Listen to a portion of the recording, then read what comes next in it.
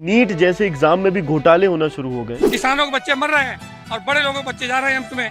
जिन्होंने 1 करोड़ दे दिए होंगे उनके बच्चे एम्स में पहुंच जाएंगे। एक ऐसे एग्जाम के लिए जिस एग्जाम की सैलरी 50,000 होगी और किसी दूर जगह में जाके घर से दूर रह के सोशल सर्विस करना पड़ेगा। स्कूल और फैक्ट्री सेम है और ऐसे ही करके हमारे पुराने गुरुकुल सिस्टम को मार दिया गया।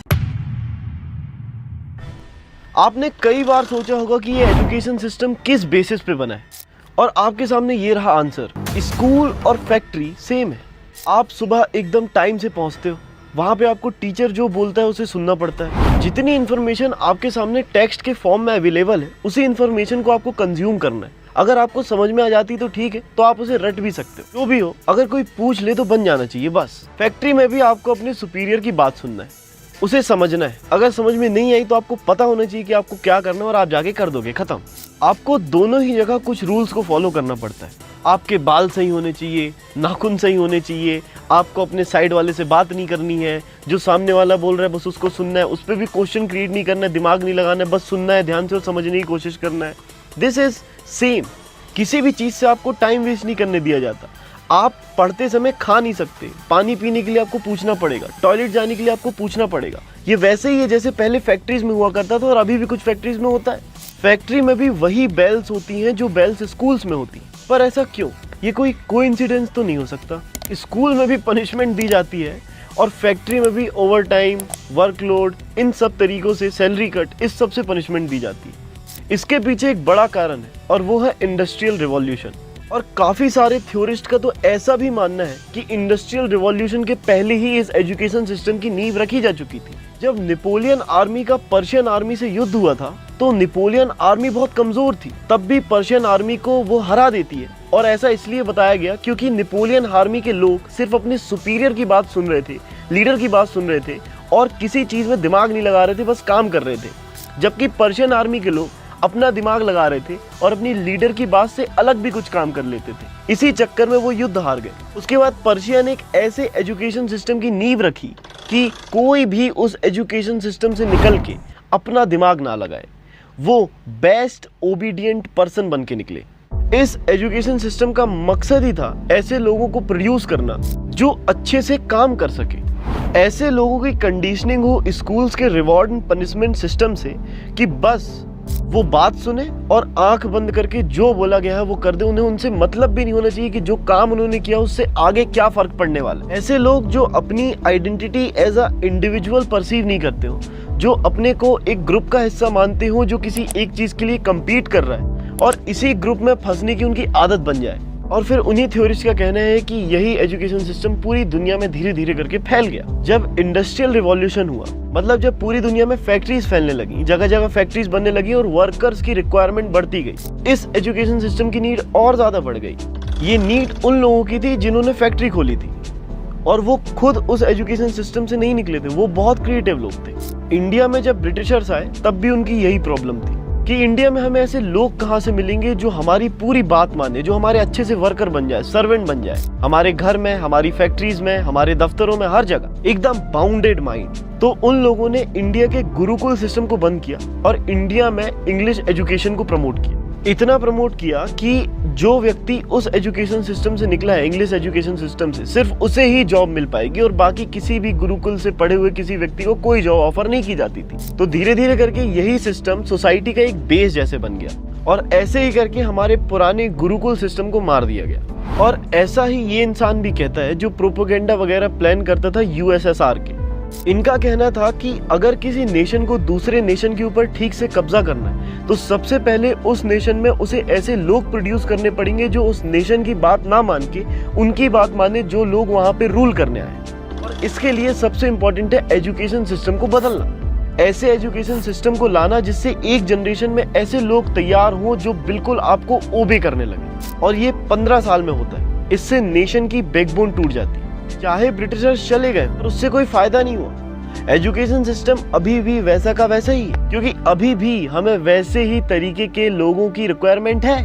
अब बात करते हैं इंडिया की। इस समय सबसे पहले तो स्कूल्स की हालत खराब है। गांव में टियर 3 में बिल्कुल भी अच्छे स्कूल्स अवेलेबल नहीं है। कुछ स्कूलों में अभी भी बच्चों की बैठने की ठीक से सुविधा नहीं है। हम लोग खुद कुछ स्कूल्स में पर्सनैलिटी डेवलपमेंट प्रोग्राम को लेके गए थे और बहुत सारे स्कूल्स में हमने 11th और 12th क्लास के बच्चों का पर्सनैलिटी डेवलपमेंट किया। तो हमें पता लगा कि 11th 12th क्लास के बच्चों की जो एजुकेशन क्वालिटी है वो सच में बहुत खराब है। ये गवर्नमेंट स्कूल है तो गवर्नमेंट की रिस्पॉन्सिबिलिटी कि स्कूल अच्छे हो, पर ये स्कूल अच्छे क्यों नहीं है? 75 साल हो गए, इंडिया के पास इतना पैसा है, क्या एक एक स्कूल को अच्छा नहीं कर सकती गवर्नमेंट? क्योंकि अगर शहर के स्कूलों में उतनी ही मेहनत की जाएगी तो बहुत ज़्यादा वर्कफोर्स प्रोड्यूस हो जाएगी, और अगर गांव के स्कूल में उतनी मेहनत की जाएगी तो उससे कम वर्कफोर्स प्रोड्यूस होगी। तो कहते हैं, स्कीम्स लाते हैं कि गांव में भी डेवलपमेंट कर रहे हैं, पर मेन वर्कफोर्स तो वहां से निकालना है। खैर, जहां भी अच्छे स्कूल्स हैं वहां भी वैसे ही है जैसे हमने पहले डिस्कस की, वहां से सिर्फ स्लेव्स प्रोड्यूस होते हैं। अच्छा, मान लीजिए आपने रट रट के ऐसे इन्फॉर्मेशन को अपने दिमाग में रखने की आदत बना ली जो आपको जिंदगी में कभी काम नहीं आएगी। आपको बस थोड़ा सा हिस्सा पढ़ाया गया, पूरा नहीं पढ़ाया गया किसी भी चीज़ का, और उसके एप्लीकेशंस कभी नहीं पढ़ाए गए। क्योंकि आप एप्लीकेशंस अगर जानने लगेंगे, उसमें दिमाग लगाने लगेंगे तो आपका माइंड क्रिएटिव हो जाएगा।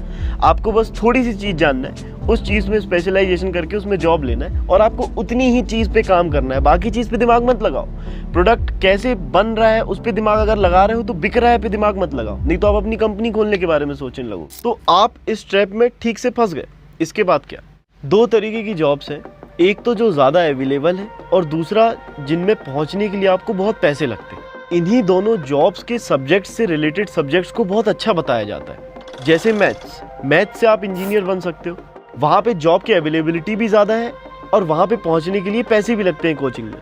तो ये दोनों जब अच्छा स्वीट कॉम्बिनेशन बन गया तो मैथ्स का सब्जेक्ट बहुत अच्छा हो गया। Same with NEET, same with biology, उससे आपको डॉक्टर बनना है, अवेलेबिलिटी ठीक है, वहाँ पे आपको पैसे देने पड़ेंगे नीट की प्रिपरेशन के लिए, तो वो सब्जेक्ट अच्छा हो गया। जिनको पैसे कमाने हैं और जो कोचिंग इंस्टीट्यूट का बिजनेस बना के बैठे हैं, वो उस चीज़ को प्रमोट करते जाते हैं कि ये अच्छी है, ये अच्छी, इतने लोग सिलेक्ट हो गए, ये हो गया, वो हो गया।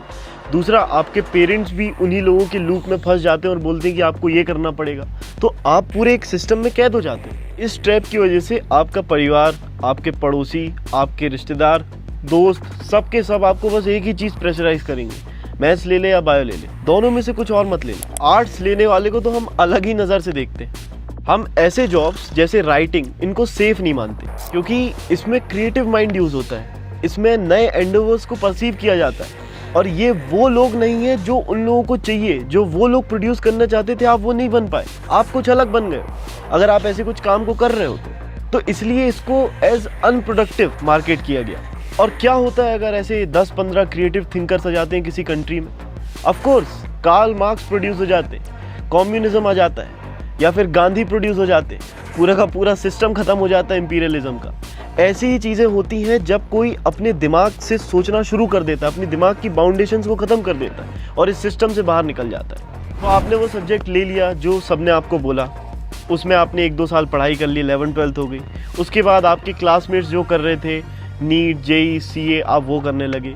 फिर आपका उसमें भी अगर नहीं होता है, अगर हो जाता है तो बहुत अच्छी बात है, अगर नहीं होता है प्रोबेबिलिटी तो बहुत कम है। फिर आप जाते हो कॉलेज में आप बीएससी करने लगते हो, बीए करने लगते हो। फिर आप देखते हो कि अब तो मेरे पास वो कंपटीशन ही ख़त्म हो गया जो पहले से था, अब क्या करूँ? तो फिर आपके लिए यूपीएससी ऐसे ट्रैप बन जाते हैं। फिर यूपीएससी में 0.1 से भी कम प्रोबेबिलिटी होने के बाद 15 लाख 10 लाख लोग हर साल उसके एग्ज़ाम्स को देते हैं, कोचिंग में पैसे लगाते हैं और ना जाने क्या क्या करते हैं। अगर आप कुछ नया करना चाहो तो आपको सब रोकेंगे। जैसे आज से 4 साल पहले जब मैंने अपनी पहली किताब लिखी और इसे पब्लिश किया तो सबके रिएक्शन बहुत अलग थे, पर 6 महीने में जैसे ही वो बेस्ट सेलर बन गई तब सबकी रिएक्शन बदल गए। उसके बाद मैंने टेड टॉक्स दी और किताबें लिखी और अब सारी चीज़ें बहुत सही हो गई। तो कॉलेज करने के बाद मोस्टली लोग किसी एग्ज़ाम के चक्कर में फंस जाते हैं, उनकी जॉब नहीं लग पाती क्योंकि उनके पास कोई स्किल्स नहीं होती है। उन एग्ज़ाम्स की तैयारी करने के बाद भी उनके पास ऐसी कोई स्किल नहीं आती जिनकी वजह से उनको जॉब मिल जाए, और फिर वो उन्हीं एग्ज़ाम के लिए पढ़ाना शुरू कर देते हैं। 5 साल 10 साल तक लोग हर साल 5 से 7 लाख रुपए लगा के प्रिपरेशन करते हैं एक ऐसे एग्ज़ाम के लिए जिस एग्ज़ाम की सैलरी 50,000 होगी और किसी दूर जगह में जाके घर से दूर रह के सोशल सर्विस करना पड़ेगा। कितने लोग उनमें से हैं जो सही में सोशल सर्विस करना चाहते हैं? अगर करना चाहते तो अभी कुछ ना कुछ कर रहे होते, एक एग्ज़ाम के पीछे नहीं पड़े होते। ये सिर्फ एक नहीं, हर सरकारी एग्ज़ाम की बात है। और बस इतने में ही जब लोगों का पेट नहीं भरता है तो वो लोग जो एग्ज़ाम्स ले रहे हैं वो उसमें भी घोटाले करना शुरू कर देते हैं। जैसे अभी रिसेंटली नीट में घोटाला हुआ, 720 नंबर का पेपर होता है और उसकी मार्किंग स्कीम के हिसाब से 716 और 15 इतने नंबर आ सकते हैं। उससे ज़्यादा आएंगे तो 720 ही आएंगे, पर कुछ लोगों के 718 719 नंबर आए। नीट जैसे एग्ज़ाम में भी घोटाले होना शुरू हो गए जो छोटे छोटे बच्चे देते हैं। तो इस सारे सिस्टम से निकलने का एक रास्ता क्या है? नंबर 1, पेरेंट्स को अपने बच्चों पे कम प्रेशर डालना चाहिए, उनको ज़्यादा चीज़ें एक्सप्लोर करानी चाहिए, उनको खुद भी सर्च करना चाहिए कि अलग अलग करियर ऑप्शंस क्या हैं और अपने बच्चे से डिस्कस करके उसे एक अच्छे करियर में लगाना चाहिए, या फिर बच्चे को एक फुल इंडिपेंडेंट बच्चा बनाने की कोशिश करनी चाहिए जिससे वो अपना करियर खुद सेलेक्ट कर पाए। ऐसा नहीं है कि स्कूल जाना बंद कर दो, स्कूल जाओ, वहाँ से सीखो, नॉलेज गेन करो, वापस आओ और अपना दिमाग भी चलाओ। वहाँ पे अपने आप को बाउंड मत होने दो। ऑप्शंस बहुत सारे, ऑप्शंस को एक्सप्लोर करने की हिम्मत रखो, करेज रखो और अपने बच्चों को भी बोलो कि वो ज़्यादा से ज़्यादा ऑप्शंस को एक्सप्लोर करें। आप अगर खुद अभी 24-25 साल की, तो आपके पास बहुत टाइम है बहुत सारी चीज़ें एक्सप्लोर करने का। फंसो मत, निकलते रहो, बहुत सारे करियर ऑप्शंस हैं। इस डिसीजन को वाइसली लेना, अपने घर की फाइनेंशियल इनकम, घर की सिचुएशन, खुद की सिचुएशन, खुद के माइंड की सिचुएशन, सारी चीज़ें देख के इस डिसीजन को लो। अगर आप बोलेंगे तो ज़रूर हम यूपीएससी के ऊपर एक अलग से वीडियो बनाएंगे, और दूसरा हम एक वीडियो उस पर भी बनाएंगे कि आप कौन कौन से करियर ऑप्शन सेलेक्ट कर सकते हो। मैं उम्मीद करता हूं कि आपको दर्शन प्रोडक्शन की डॉक्यूमेंट्री पसंद आई होगी। चैनल को सब्सक्राइब करें, कमेंट सेक्शन में अपने व्यूज़ बताएं, वीडियो को अपने दोस्तों के साथ शेयर करें। हम बने आपके साथ, आप भी बने रहिए हमारे साथ। बहुत बहुत धन्यवाद।